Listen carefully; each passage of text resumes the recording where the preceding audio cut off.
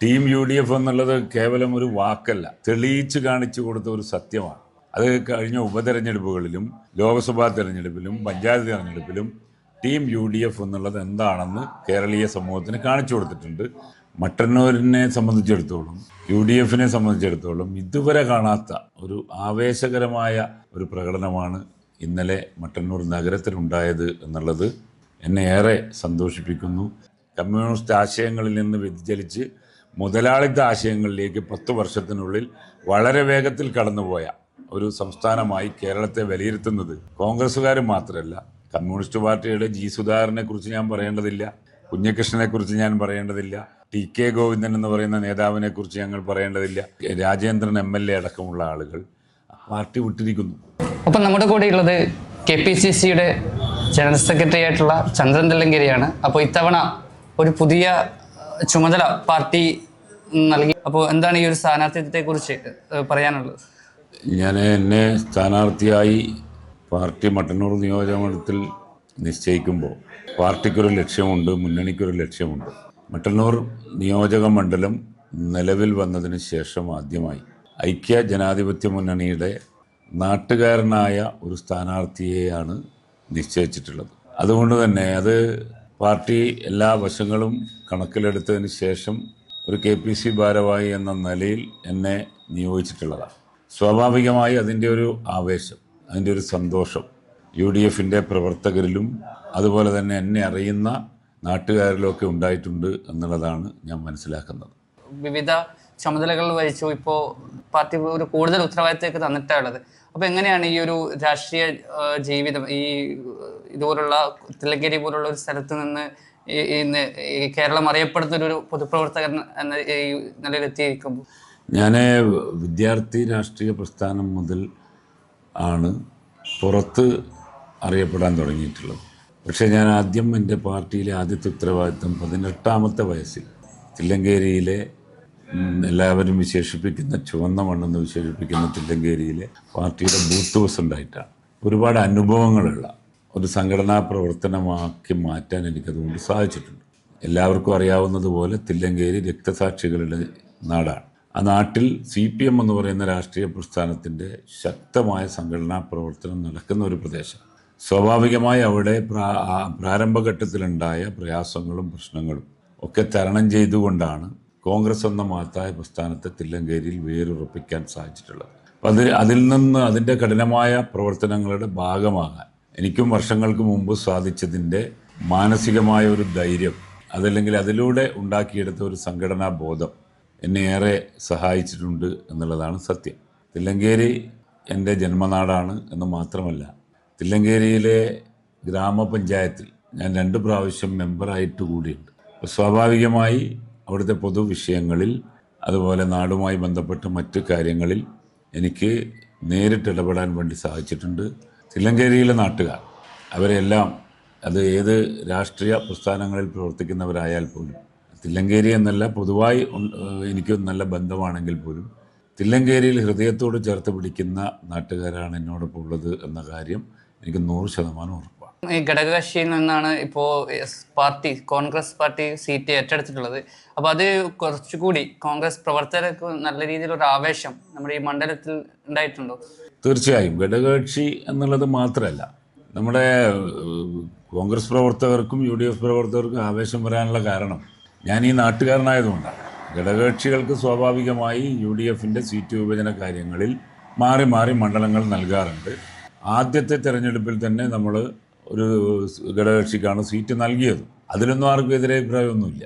പക്ഷേ പൊതുവിൽ നാട്ടിലെ UDFൻ്റെ പ്രവർത്തകന്മാർക്ക് ഒരു തെരഞ്ഞെടുപ്പ് ഘട്ടത്തിൽ പെട്ടെന്ന് അറിയപ്പെടാത്ത ഒരാൾ വന്ന് മത്സരിക്കുമ്പോൾ ഉണ്ടായിട്ടുള്ള പ്രയാസം, അത് ഏത് പാർട്ടിയിൽ എന്നുള്ളതല്ല, അത് മട്ടന്നൂർ പോലുള്ള നല്ല സാധ്യതയുള്ള ഒരു മണ്ണിൽ അങ്ങനെ വന്നപ്പോഴുണ്ടായ ഒരു പ്രയാസം നേരിട്ടിട്ടുണ്ട്. അത് ഏത് ഘടകകക്ഷിയായാലും UDF എന്ന നിലയിൽ നമ്മൾ ഒറ്റക്കെട്ടായി പ്രവർത്തിക്കേണ്ടതാണ്. പക്ഷെ അവിടെ വന്നിട്ടുള്ള ഒരു പ്രയാസം മാറ്റി ഒരു നാട്ടുകാരൻ വന്നു എന്നുള്ളതിൻ്റെ സന്തോഷം എല്ലാ മേഖലകളിലും കാണാൻ സാധിച്ചിട്ടുണ്ട്. മട്ടന്നൂരിനെ സംബന്ധിച്ചിടത്തോളം, UDFനെ സംബന്ധിച്ചിടത്തോളം ഇതുവരെ കാണാത്ത ഒരു ആവേശകരമായ ഒരു പ്രകടനമാണ് ഇന്നലെ മട്ടന്നൂർ നഗരത്തിലുണ്ടായത് എന്നുള്ളത് എന്നെ ഏറെ സന്തോഷിപ്പിക്കുന്നു, എന്നെ കൂടി ആവേശഭരിതനാക്കുന്നു എന്നുള്ളതാണ് സത്യം. മറ്റൊന്ന് കെ ശൈലജ ടീച്ചറായിരുന്നു മുൻ MLA. അപ്പോൾ മൃഗീയ ഭൂരിപക്ഷം സംസ്ഥാനത്തിന് ഏറ്റവും മികച്ച ഭൂരിപക്ഷമുള്ള ഒരു മണ്ഡലമാണ്. അപ്പോൾ ആ ഭൂരിപക്ഷത്തെയൊക്കെ മറികടക്കാൻ എങ്ങനെയാണ് അതിൻ്റെയൊക്കെ ഒരു ഇടപെടൽ? ഞാൻ നേരത്തെ പറഞ്ഞല്ലോ, ശൈലജ ടീച്ചർ എന്നുള്ളതല്ല, ഇവിടെ നേരത്തെ ഉണ്ടായിട്ടുള്ള ഒരു പ്രയാസം മാറ്റി കോൺഗ്രസിനും UDFനും മുസ്ലിം ലീഗിനും മറ്റ് കക്ഷികൾക്കൊക്കെ നല്ല സ്വാധീനമുള്ള ഒരു മണ്ണാണ്.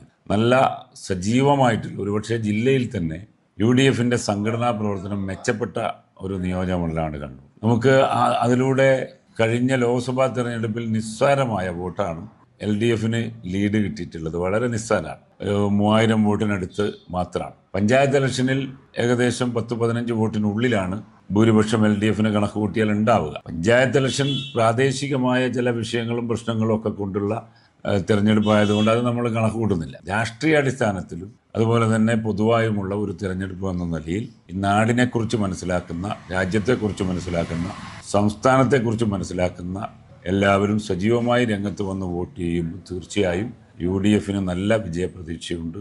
ആ പ്രതീക്ഷയിലാണ് നമ്മൾ മുന്നോട്ട് പോകുന്നത്. പിന്നെ ശൈലജ ടീച്ചറെ സംബന്ധിച്ചിടത്തോളം ശൈലജ ടീച്ചറോട് ആ പാർട്ടി കാണിച്ചത് ശരിയോ തെറ്റോ എന്ന് ചർച്ച ചെയ്തുകൊണ്ടിരിക്കുകയാണ് ഇപ്പോൾ സമൂഹം. ആ പാർട്ടിക്കുള്ളിൽ ചർച്ച നടക്കുകയാണ്. കാരണം തുടർച്ചയായി 2 ടേം MLAമാരായവർക്ക് സീറ്റില്ല എന്നാണ് ആ പാർട്ടി ആദ്യം തീരുമാനിച്ചത്. ശൈലജ ടീച്ചർ ഇവിടെ കഴിഞ്ഞ ഒരു ടേമേ ആയിട്ടുള്ള MLA, തുടർച്ചയായിട്ടല്ല.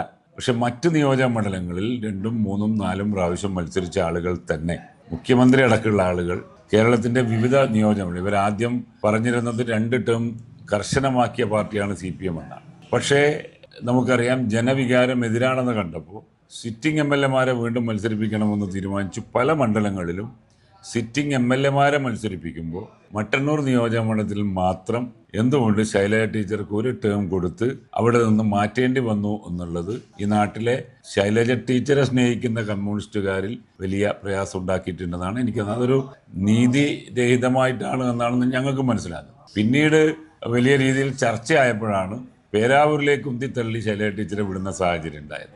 അത് ശൈലജ ടീച്ചർക്ക് സന്തോഷമായിട്ടാണോ അല്ലെങ്കിൽ പോകേണ്ടി വന്നതാണോ എന്നൊക്കെ നമുക്ക് എല്ലാവർക്കും അറിയാലോ. അപ്പോൾ ഒരു മണ്ഡലത്തിൽ ഉണ്ടായിരുന്ന ഒരു MLAയെ മാറ്റി നിർത്തേണ്ട സാഹചര്യം എന്താണ്? തുടർച്ചയായിട്ട് മട്ടന്നൂരിൽ ജയിച്ചിട്ടില്ല. 2 ടേം ഇവിടെ ഈ മണ്ഡലം വന്നതിന് ശേഷം 2 പ്രാവശ്യം ജയിച്ചത് EP ജയരാജനാണ്. ശൈലജ ടീച്ചർ ഒരു പ്രാവശ്യമേ ജയിച്ചിട്ടുള്ളൂ. അപ്പം അതെന്താണ് എന്നുള്ളതാണ് ഇവിടുത്തെ നാട്ടുകാർക്കുള്ള ചർച്ച. അപ്പം അത് ശരിയോ തെറ്റോ എന്ന് അവർ തീരുമാനിക്കട്ടെ. ഓപ്പോണന്റായി മത്സരിക്കുന്നത് DYFIയുടെ സംസ്ഥാന സെക്രട്ടറിയാണ്, യുവജന നേതാവാണ്. എങ്ങനെയാണ് എതിർ സ്ഥാനാർത്ഥിയെ നോക്കിക്കാണുന്നത്? എതിർ സ്ഥാനാർത്ഥി എൻ്റെ അടുത്ത സുഹൃത്താണ്. അദ്ദേഹവുമായി മറ്റൊരു അഭിപ്രായ വ്യത്യാസമില്ല. ഞങ്ങൾ തമ്മിൽ നല്ല ബന്ധത്തിലാണ്. പക്ഷേ ഇവിടെ DYFI സംസ്ഥാന സെക്രട്ടറി എന്നുള്ളതല്ല, DYFIക്കാരല്ലല്ലോ എല്ലാവരും വോട്ട് ചെയ്യുന്നത്. അപ്പോൾ അദ്ദേഹത്തിൻ്റേതായ പ്രവർത്തനമുണ്ട്. ആ കാര്യങ്ങൾ ആ രീതിയിൽ നടക്കും. ഇവിടെ ഒരു പൊതുവിഷയം മുന്നിൽ നിർത്തിയാണ് UDF ഈ തെരഞ്ഞെടുപ്പിനെ നേരിടുന്നത്.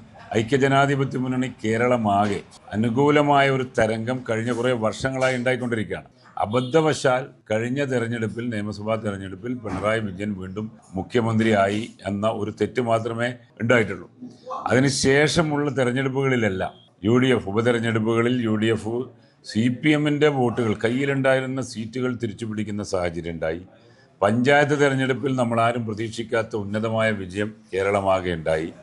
നിയമസഭാ തെരഞ്ഞെടുപ്പിൽ അതിലും വലിയ വിജയം ഉണ്ടാകുമെന്ന് നമ്മൾ പ്രതീക്ഷിക്കുന്നു. അതുകൊണ്ടാണ് ബഹുമാനപ്പെട്ട പ്രതിപക്ഷ നേതാവ് ഇപ്പോഴും തെരഞ്ഞെടുപ്പ് പ്രഖ്യാപിച്ചപ്പോഴും ഇപ്പോഴും മാധ്യമങ്ങളും ചില CPM മേഖലകളിൽ നിന്നുമൊക്കെ അദ്ദേഹത്തിനെതിരെയും UDFനെതിരെയും വ്യാജമായ പ്രചരണങ്ങൾ വരുമ്പോഴും അദ്ദേഹം ഇപ്പോഴും പറയുന്നത് ടീം UDFൻ്റെ വിജയമാണ് ഇതുവരെ ഉണ്ടായിട്ടുള്ളത്. നിയമസഭാ തെരഞ്ഞെടുപ്പിൽ 100 സീറ്റിലധികം നേടി UDF വരും എന്ന് നിശ്ചയദാർഢ്യത്തോടെ പറയുന്ന കൂട്ടത്തിൽ മട്ടന്നൂരുമുണ്ട് എന്ന് തന്നെയാണ് ഞാൻ വിശ്വസിക്കുന്നത്. നമ്മുടെ ഓപ്പോസിറ്റ് പറയുന്നത് വികസന ഏറ്റവും കൂടുതൽ ഉണ്ടായിട്ടുള്ള ഒരു മണ്ഡലമാണ് മട്ടന്നൂർ മണ്ഡലം എന്നുള്ളതാണ്.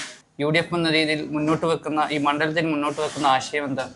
വികസന പ്രവർത്തനങ്ങൾ, ഒരു ഗവൺമെൻറ് അധികാരത്തിലിരിക്കുമ്പം വികസന പ്രവർത്തനങ്ങൾ നടപ്പിൽ വരുത്തി പൂർത്തിയാക്കുന്നതാണ് ഒരു ഗവൺമെൻറ്റിൻ്റെ വിജയം. ഇവിടെ വികസന പ്രവർത്തനങ്ങൾ തുടങ്ങി വെച്ചിട്ടുണ്ട്, പക്ഷെ അത് പൂർത്തിയാക്കാൻ സാധിച്ചിട്ടില്ല. ഞങ്ങൾ മനസ്സിലാക്കുന്നത് ആ വികസന പ്രവർത്തനങ്ങളുടെ പിന്നിൽ, അത്തരം വലിയ പദ്ധതികൾ കൊണ്ടുവരുന്നതിന് പിന്നിൽ ഒരു പ്രത്യേക മാഫിയ പ്രവർത്തിച്ചിട്ടുണ്ട് എന്നുള്ളതാണ്. ഇപ്പം നിങ്ങൾ പറഞ്ഞ പടിയൂരിൽ നിങ്ങൾ തന്നെ പോയി നോക്കിയാൽ മതി. അവിടെ പ്രവൃത്തി പൂർത്തീകരിച്ചിട്ടാണോ അതിൻ്റെ ഉദ്ഘാടനം നടത്തിയത്? എത്ര വർഷം ഇവരുടെ കയ്യിൽ ഭരണം ഉണ്ടായി? 10 വർഷം തുടർച്ചയായി ഭരണം കിട്ടിയ ഒരു ഗവൺമെൻറ്റാണ് ഇപ്പോൾ അധികാരം വിട്ടൊഴിയാൻ വേണ്ടി പോകുന്നത്. ആ ഗവൺമെൻറ് കാലഘട്ടത്തിൽ ആരംഭിച്ച പദ്ധതികൾ എത്രത്തോളം പൂർത്തീകരിച്ചു എന്ന ഒരു പരിശോധനയിലൂടെയാണ് ഒരു ഗവൺമെൻറ് നമ്മൾ വിലയിരുത്തേണ്ടത്. തുടങ്ങി വെക്കുക, കൊട്ടേഷൻ കൊടുക്കുക, ടെൻഡർ കൊടുക്കുക, അതിൽ നിന്നുള്ള ആദായം മറ്റു മേഖലകളിലേക്ക് നേടുക എന്നല്ലാതെ ഒരു പ്രവൃത്തിയും ഇവിടെ പൂർത്തീകരിച്ചിട്ടില്ല. ആയുർവേദ സമുച്ചയം എന്ന പേരിൽ നമ്മൾ അറിയപ്പെടുന്നത് ഉദ്ഘാടനം നിർവഹിക്കുമ്പോൾ പല സ്ഥലങ്ങളിലും കെട്ടിടത്തിൻ്റെ പണി പൂർണ്ണമായും പൂർത്തീകരിച്ചിട്ടില്ല, പ്രവൃത്തികൾ പൂർത്തീകരിച്ചിട്ടില്ല. അവിടെ ആവശ്യമായ ആധുനിക സജ്ജീകരണങ്ങൾ ഒന്നും കൊണ്ടുവന്നിട്ടില്ല. തുണിമറക്കി ഒരു ഉദ്ഘാടനം നടത്തി നാട്ടുകാരെ പറ്റിച്ചു എന്നല്ലാതെ അവിടെ ഒരു ഉദ്ഘാടനം നടന്നിട്ടില്ല. നിങ്ങളിപ്പോൾ വികസനം എന്ന് പറയുമ്പോൾ മട്ടന്നൂർ നഗരസഭയിൽ ഇവിടെ തൊട്ടടുത്തൊരു വയൽ പ്രദേശമുണ്ട്. തൊട്ടടുത്ത് മാലിന്യ കൂമ്പാരമാണ് ഈ നഗരം. പുതിയ ബസ് സ്റ്റാൻഡിൻ്റെ തൊട്ട് പിറകിൽ പോയാൽ ബസ് സ്റ്റാൻഡിന് വേണ്ടി ഏറ്റെടുത്ത സ്ഥലമെന്നാണ് പറയപ്പെടുന്നത്. മാലിന്യ കൂമ്പാരം കൊണ്ട് ആ നാട്ടുകാർ പ്രയാസപ്പെടുക. തൊട്ടപ്പുറം എയർപോർട്ട്. ഈ ഗവൺമെന്റ് വന്നതിന് ശേഷം 10 വർഷമായി UDF ഗവൺമെന്റ് കൊണ്ടുവന്ന വികസന പ്രവർത്തനങ്ങൾക്ക് അപ്പുറത്തേക്ക് ഒരു കല്ല് പോലും ഇടാൻ അല്ലെങ്കിൽ ഒരു പ്രവൃത്തി പോലും നടത്താൻ ഇവർക്ക് സാധിച്ചിട്ടില്ല. വീമ്പിളക്കിയ റൺവേ വികസനം, ആ വികസനത്തിന്റെ ഭാഗമായി പാവപ്പെട്ട ജനങ്ങളെ കുടിയിറക്കി വിട്ടു എന്നല്ലാതെ അവർക്കൊരു നയാ പൈസയുടെ ആനുകൂല്യം കൊടുത്തിട്ടില്ല. പെരുവഴിയിലാണ് മുഴുവൻ ആളുകളുള്ളത്. അവരുടെ വീടുകൾ വാടകയ്ക്ക് എടുത്ത് അവർക്കിപ്പം വാടക കൊടുക്കാൻ കഴിയാതെ അവർ പോലും ഇറക്കി വിടുന്നു. കുറേ ആളുകൾ അവരുടെ ബന്ധു വീടുകളിൽ കഴിയുകയാണ്. വീടുകൾ അവർക്ക് അവിടെ താമസിക്കാൻ അധികാരമില്ല, അവർക്ക് ഭൂമി കൈമാറാൻ അധികാരമില്ല, കൃഷി നടത്താൻ അധികാരമില്ല, പണയം വെക്കാൻ കഴിയുന്നില്ല. മക്കളുടെ കല്യാണത്തിന് പോലും ഒരു നയാ പൈസ എടുക്കാൻ കഴിയാത്ത പാവങ്ങൾ ഈ നിയോജക മണ്ഡലത്തിൽ മട്ടന്നൂർ ടൗണിനടുത്ത് താമസിക്കുക. വികസന പ്രവർത്തനങ്ങൾ പല സ്ഥലങ്ങളിലും നടത്തുമെന്ന് പറഞ്ഞതല്ലാതെ പ്രഖ്യാപനങ്ങൾ ഗംഭീരമായിട്ടുണ്ട്. പ്രഖ്യാപനങ്ങളിൽ വിജയിച്ച ഒരു ഗവൺമെൻറ്റാണ് ഇത്. പക്ഷേ അത് നടപ്പിലാക്കുന്നതിൽ എത്രത്തോളം വിജയിച്ചിട്ടുണ്ട് എന്ന് ഈ നാട്ടുകാർക്കറിയാം. അതുകൊണ്ട് അക്കാര്യത്തിലൊന്നും ഒരു ആശങ്കയും ഞങ്ങൾക്കില്ല. അതോടൊപ്പം എയർപോർട്ടുള്ള ഒരേ ഒരു മണ്ഡലമാണ് നമ്മുടെ ഏറ്റവും പ്രധാനപ്പെട്ട ഒരു എയർപോർട്ടാണ് കേരളത്തിലെ. അതെടുത്ത് പറയുമ്പോൾ പോലും ഒരുപാട് വിമർശനങ്ങൾ ഉള്ളത് വെച്ചാൽ എയർപോർട്ടിൻ്റെ അത്രയുള്ള ഒരു വികസനം ഉണ്ടാവുന്നില്ല എന്നുള്ളതാണ്. ട്രാഫിക്കും അതുപോലുള്ള വിഷയങ്ങൾ, അതുപോലെ എയർപോർട്ട് ഏറ്റെടുക്കുന്നതുമായി ബന്ധപ്പെട്ട് സ്ഥലം ഏറ്റെടുക്കുന്നതിൽ ബന്ധപ്പെട്ട് ഇപ്പോഴും അതിൻ്റെ ഒരു അപാകതകൾ ചൂണ്ടിക്കാട്ടി ചെറിയ ചെറിയ വിമർശനങ്ങൾ കാണുന്നുണ്ട്. അപ്പോൾ അത്തരത്തിലുള്ള ഇടപെടലൊക്കെ UDFന്റെ ഭാഗത്ത് നിന്ന് ഉണ്ടാവുമോ? UDF ആണല്ലോ ഇതെല്ലാം ഏറ്റെടുത്തത്. UDF ആണ് ഇതിൻ്റെ പ്രവൃത്തി. ഞങ്ങൾ അതിൻ്റെ റൺവേ പ്രവൃത്തി പൂർത്തീകരിച്ച് ആദ്യമായി വിമാനം ഇറക്കിയത് UDF ആണ്. മുഴുവൻ പ്രവൃത്തിയും പൂർത്തീകരിച്ചു. ഉദ്ഘാടനം നടന്നിട്ടില്ല, സത്യമാണ്. ഔപചാരികമായ ഉദ്ഘാടനം ഈ ഗവൺമെൻറ് വന്നതിന് ശേഷം നടത്തി. അവരാണ് ഇതെല്ലാം ചെയ്തതെന്ന് വാചകമടിച്ചു. പക്ഷേ ഇപ്പോഴും വിമാനത്താവളത്തിൽ എന്ത് നിങ്ങൾ അറിയേണ്ടത് ഈ നാട്ടുകാരനല്ലാത്ത മുഖ്യമന്ത്രിയായിരുന്നു ശ്രീ ഉമ്മൻചാണ്ടി. ഈ എയർപോർട്ടിൻ്റെ ചുമതലയുള്ള മന്ത്രി K. ബാബു ആയിരുന്നു. ഇവർ രണ്ടുപേരും 2 മാസത്തിലൊരിക്കലെങ്കിലും എയർപോർട്ടുമായി ബന്ധപ്പെട്ട യോഗം വിളിച്ച് ബഹുമാനപ്പെട്ട K. ബാബു മന്ത്രി ഈ സ്ഥലത്ത് വന്ന് ഇവിടെ CPMന്റെ മുനിസിപ്പൽ ചെയർമാൻ അടക്കമുള്ള ആളുകളെ, പഞ്ചായത്ത് പ്രസിഡന്റ് അടക്കമുള്ള ആളുകളെ വിളിച്ചു ചേർത്ത് വികസനപരമായ ചർച്ച ചെയ്ത് എല്ലാവരുടെയും അഭിപ്രായങ്ങൾ കേട്ടുകൊണ്ടാണ് മട്ടന്നൂർ വിമാനത്താവളത്തിൻ്റെ വികസനം നടത്തിയത്. പിണറായി വിജയൻ മുഖ്യമന്ത്രിയായി. അദ്ദേഹം മാസത്തിൽ ഒരു 10 തവണയെങ്കിലും കടന്നു പോകുന്ന വിമാനത്താവളമാണ് മട്ടന്നൂർ വിമാനത്താവളം. ശൈലജ ടീച്ചർ MLA ആയി, വ്യവസായ വകുപ്പ് മന്ത്രിയായി EP ജയരാജൻ ഉണ്ടായിരുന്നു. അവരൊക്കെ ഇവിടെ ഈ വിമാനത്താവളത്തിൻ്റെ വികസനത്തിന് വേണ്ടി അവരെന്ത് ചെയ്തു എന്ന് അവരാണ് പറയേണ്ടത്. കാരണം ഇവിടെ ഒരു യോഗം പോലും വിളിച്ചു ചേർക്കാൻ ഇതുവരെ മുഖ്യമന്ത്രിക്കോ ഇവിടുത്തെ MLAക്കോ സാധിച്ചിട്ടില്ല. വികസനപരമായ ഒരു പ്രവർത്തനങ്ങൾക്കും ഒരു പരസ്പര ധാരണയുണ്ടാക്കാൻ സാധിച്ചിട്ടില്ല. ഇവിടെ കണ്ടുവന്ന ഒരു സംഭവം, പ്രഖ്യാപനങ്ങൾ നടത്തുക, അതിൻ്റെ ഭാഗമായി പാവങ്ങളുടെ ഭൂമി കച്ചവടം നടത്തുന്ന ഒരു വലിയ ലോബി മട്ടന്നൂരും പരിസരത്തും CPMന്റെ നേതൃത്വത്തിൽ ഉണ്ടായി എന്നുള്ളതാണ് ഞങ്ങൾക്ക് മനസ്സിലാക്കാൻ സാധിക്കുന്നത്. കോടിക്കണക്കിന് രൂപ കമ്മീഷൻ അടിസ്ഥാനത്തിൽ ചില സ്ഥലങ്ങൾ ഏറ്റെടുത്ത് കൊടുക്കുക എന്നതിനപ്പുറത്തേക്ക് ചില ഉദ്യോഗസ്ഥരുടെ ഒത്താശയോടുകൂടി നടത്തിയിട്ടുള്ള വൻ തട്ടിപ്പ്, അതൊക്കെ വെളിച്ചത്ത് കൊണ്ടുവരേണ്ട ആവശ്യകതയുണ്ട്. അത് CPMകാർക്ക് ചെയ്തു എന്നുള്ളത് മാത്രം, അതിനുള്ളിൽ തന്നെയുള്ള പാർട്ടി പ്രവർത്തകർക്ക് ഈ കാര്യങ്ങളെക്കുറിച്ചെല്ലാം ഏകദേശ ധാരണയുണ്ട്. അതൊക്കെ ഞങ്ങൾ വെളിച്ചത്ത് കൊണ്ടുവരും. അതോടൊപ്പം എന്താ പറയുക, ടീം UDF എന്ന വലിയൊരു ക്യാമ്പയിൻ നടക്കുകയാണ്. ആ ക്യാമ്പയിൻ പൂർണ്ണമായി വിജയിക്കുമോ? അതിലാർക്കെങ്കിലും സംശയം ഉണ്ടാകുമെന്ന് തോന്നുന്നില്ല. ടീം UDF എന്നുള്ളത് കേവലം ഒരു വാക്കല്ല, തെളിയിച്ച് കാണിച്ചു കൊടുത്ത ഒരു സത്യമാണ്. അത് കഴിഞ്ഞ ഉപതെരഞ്ഞെടുപ്പുകളിലും ലോക്സഭാ തെരഞ്ഞെടുപ്പിലും പഞ്ചായത്ത് തെരഞ്ഞെടുപ്പിലും ടീം UDF എന്നുള്ളത് എന്താണെന്ന് കേരളീയ സമൂഹത്തിന് കാണിച്ചു കൊടുത്തിട്ടുണ്ട്. അതിനേക്കാൾ ഇരട്ടി വിജയമായിരിക്കും ഞങ്ങൾക്ക് ഉണ്ടാകാൻ പോകുന്നത്. ഒരൈക്യക്കുറവും ഞങ്ങൾക്കില്ല, ഒരു പ്രയാസവും ഞങ്ങൾക്കില്ല. CPM പാർട്ടി നിങ്ങൾ കാണേണ്ട ഒരു പ്രധാനപ്പെട്ട പ്രശ്നമുണ്ട്. കണ്ണൂർ ജില്ലയിലാണ് CPM പാർട്ടി രൂപീകരിച്ചത്, കമ്മ്യൂണിസ്റ്റ് പാർട്ടി രൂപീകരിച്ചത് എന്നാണ് പറയപ്പെടുന്നത്. ആ കണ്ണൂർ ജില്ലയിൽ CPM പാർട്ടിയുടെ തകർച്ച അതിന് തുടക്കം കൂടി കുറിച്ചിരിക്കുന്നു എന്നുള്ളത് നമ്മൾ കാണണം.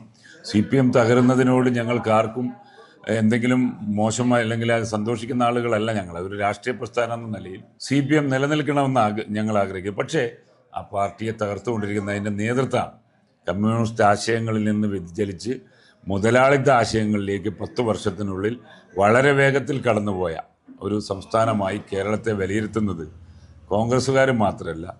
കമ്മ്യൂണിസ്റ്റ് പാർട്ടിയുടെ സുധാകരനെക്കുറിച്ച് ഞാൻ പറയേണ്ടതില്ല, കുഞ്ഞകൃഷ്ണനെക്കുറിച്ച് ഞാൻ പറയേണ്ടതില്ല, TK ഗോവിന്ദൻ എന്ന് പറയുന്ന നേതാവിനെക്കുറിച്ച് ഞങ്ങൾ പറയേണ്ടതില്ല, PK ശശി എന്ന ഇന്നലെ വരെ CPMൻ്റെ ഉന്നതനായ നേതാവിനെക്കുറിച്ച് പറയേണ്ടതില്ല. ഡസൻ കണക്കിന് MLA നേതാക്കന്മാർ, ആ പാർട്ടിയുടെ ചട്ടക്കൂടിൽ നിന്ന് പ്രവർത്തിച്ച് സജീവമായി പോയ ആളുകൾ, രാജേന്ദ്രൻ MLA അടക്കമുള്ള ആളുകൾ ആ പാർട്ടി വിട്ടിരിക്കുന്നു. ആ പാർട്ടിയിൽ നിന്ന് പുറത്തു പോവാണ്. എന്തേ അവർ പറയുന്നത്? അഴിമതി, തട്ടിപ്പ്, ഫണ്ട് വിവാദം, പുതിയ പുതിയ വിഷയങ്ങൾ, ആരെയും സംസാരിക്കാൻ അനുവദിക്കാത്ത ഏകാധിപത്യം, ഇതൊക്കെ കേരളത്തിൽ നടക്കുന്നു എന്നുള്ളത് അവരാണ് പറയുന്നത്. ഇത് പശ്ചിമ ബംഗാളിൽ ഇതായിരുന്നു സംഭവം, ത്രിപുരയിൽ ഇതായിരുന്നു സംഭവം.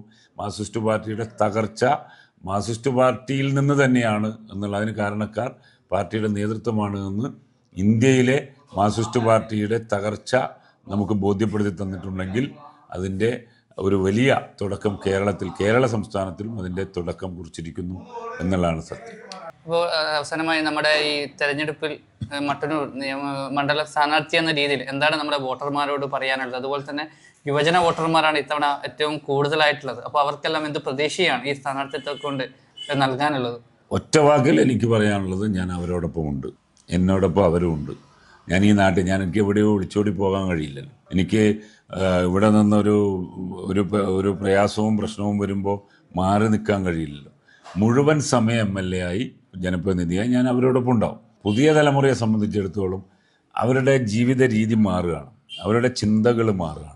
ആ ചിന്തകൾക്കനുസൃതമായ രീതിയിലുള്ള ഒരു വിദ്യാഭ്യാസ സംവിധാനമോ ഒരു തൊഴിൽ സംസ്കാരമോ ഇവിടെ ഉണ്ടാക്കാൻ മാർക്സിസ്റ്റ് പാർട്ടിക്ക് സാധിച്ചിട്ടില്ല. നിങ്ങൾ ഈ 10 വർഷക്കാലത്തിനുള്ളിൽ കേരളത്തിൽ നിന്ന് വിദേശ രാജ്യങ്ങളിലേക്ക് പോയിട്ടുള്ള കുട്ടികളുടെ കണക്കെടുത്താൽ മതി. ലക്ഷക്കണക്കിന് വിദ്യാർത്ഥികളാണ് കേരളം വിട്ടു പോകുന്നത്. കേരളത്തിൽ നിന്ന് അന്യ സംസ്ഥാനങ്ങളിലേക്ക് വിദ്യാഭ്യാസം നേടാൻ വേണ്ടി പോകുന്ന കുട്ടികളുടെ എണ്ണം കൂടുകയാണ്. കേരളത്തിലെ കോളേജുകളിൽ വിദ്യാർത്ഥികളില്ല. ഇതേ കാരണം കേരളത്തിലെ വിദ്യാഭ്യാസ രംഗം രാഷ്ട്രീയത്തിൻ്റെ അതിപ്രസരം കൊണ്ട്, അത് ക്യാമ്പസുകളിൽ മാത്രമല്ല, ക്യാമ്പസുകളിലെ രാഷ്ട്രീയം മാത്രമല്ല, ഇതിനെ നിയന്ത്രിക്കുന്ന ആളുകളുടെ രാഷ്ട്രീയ അതിപ്രസരം കൊണ്ട് കേന്ദ്ര സർക്കാരും സംസ്ഥാന സർക്കാരും തമ്മിലുള്ള പ്രശ്നങ്ങളാക്കി മാറ്റി, അതിനെ രാഷ്ട്രീയ വിഷയങ്ങളാക്കി മാറ്റി, ഒരു കുട്ടിക്ക് ആ കുട്ടിയുടെ ഭാവിയെക്കുറിച്ചുള്ള ചിന്തകൾക്ക് ഗുണകരമായ രീതിയിലുള്ള മറുപടി നൽകുന്നതിന് പകരം രാഷ്ട്രീയ പോരാട്ടം മാത്രം നടത്തുമ്പോൾ പാഠപുസ്തകങ്ങൾ പഠിപ്പിക്കാൻ അതുമായി ബന്ധപ്പെട്ട് കഴിവുള്ള ആളുകൾ തലപ്പത്തില്ലാതിരിക്കുമ്പോൾ വിശ്വാസ്യത നഷ്ടപ്പെട്ട ഒരു മേഖലയായി കേരളത്തിലെ വിദ്യാഭ്യാസ മേഖല മാറുന്നു. പുതിയ തൊഴിൽ സംസ്കാരം, UDF അതിനെക്കുറിച്ചെല്ലാം പഠിച്ചിട്ടുണ്ട്.